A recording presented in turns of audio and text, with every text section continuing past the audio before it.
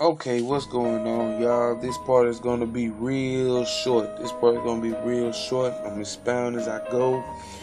This is part 48, talking about the grandfather clause. I know y'all have heard that before, but we're going to talk about it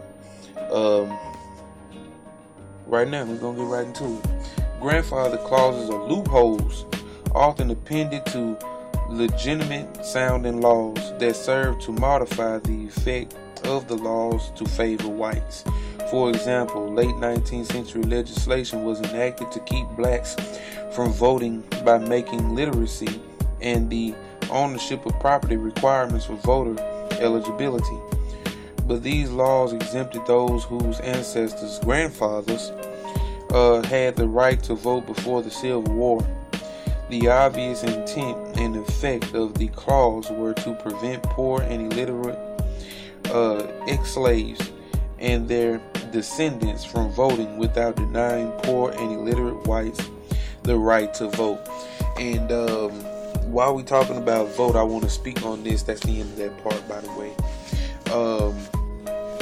While we're talking about vote, we got a sister, Sarah Lena, did a video on voting. We got a sister, Mystic Rose, did a video on voting. We had another sister, the sister over there at Black Nostalgia.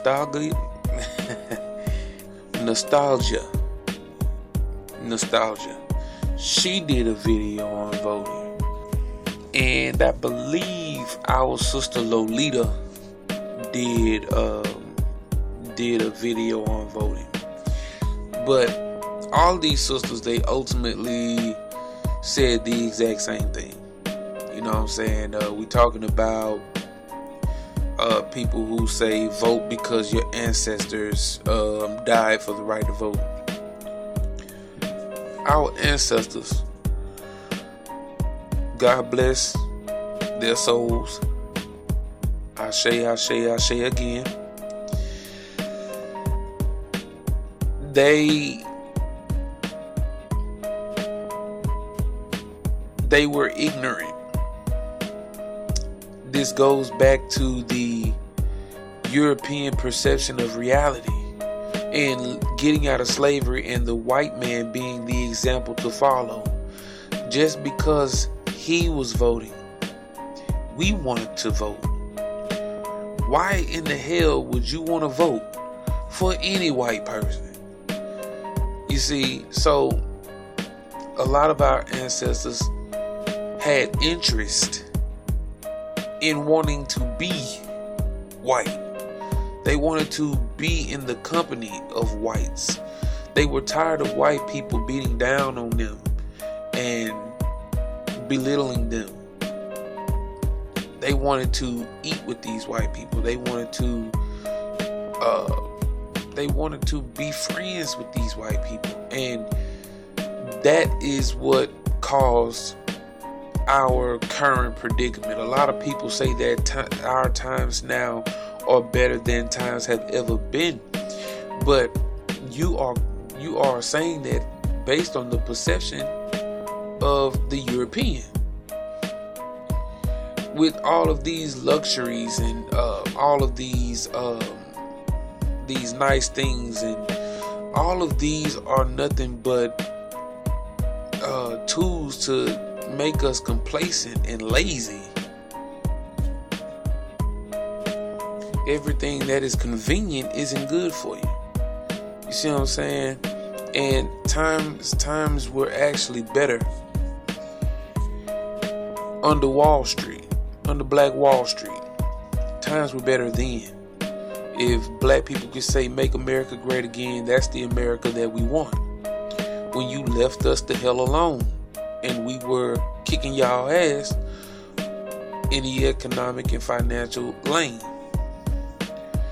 But they bombed us. They ended us out of jealousy and hatred. And these liberal whites want us to think that it's all over, that everything is all good. Conservative whites, on the other hand, they make the reality known, especially conservative Christians, conservative white Christians. But talking about this whole grandfather clause, that's not the only luxury that white people gave themselves, during those times. We know that this whole book, How White Folks Got So Rich, it shows us every single thing that they did, every single law that they created, every single document, that they put on the books in order to make sure that they maintained supremacy.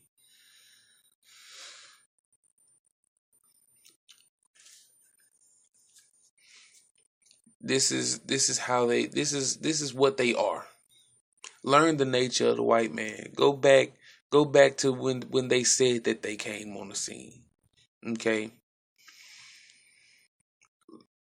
Learn African history. Learn the history of your ancestors. Hebrew Israelite history, Moorish history, Kemetic history. Okay? These things are ultimately ours. No matter if they say that a white man or a white woman invented it, doesn't mean shit. Those people may have invented the system, the modern system, but they are reinventing something that was already invented. And that just doesn't mean anything. But I'm done talking. Let me know what you think down in the comments about the grandfather clause, and anything that I may have, anything this book may have left out concerning the grandfather clause. Of course, I'm going to have links concerning the grandfather clause in the description box, along with my other social media accounts. Please check out the Facebook. You may have to scroll in order to get to the Black Male British Act of Privilege series. There are different posts.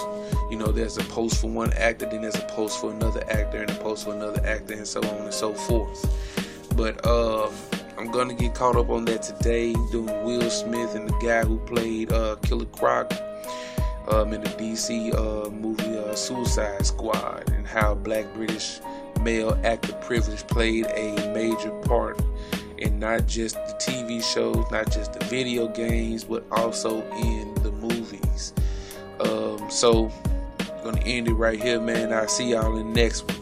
Peace.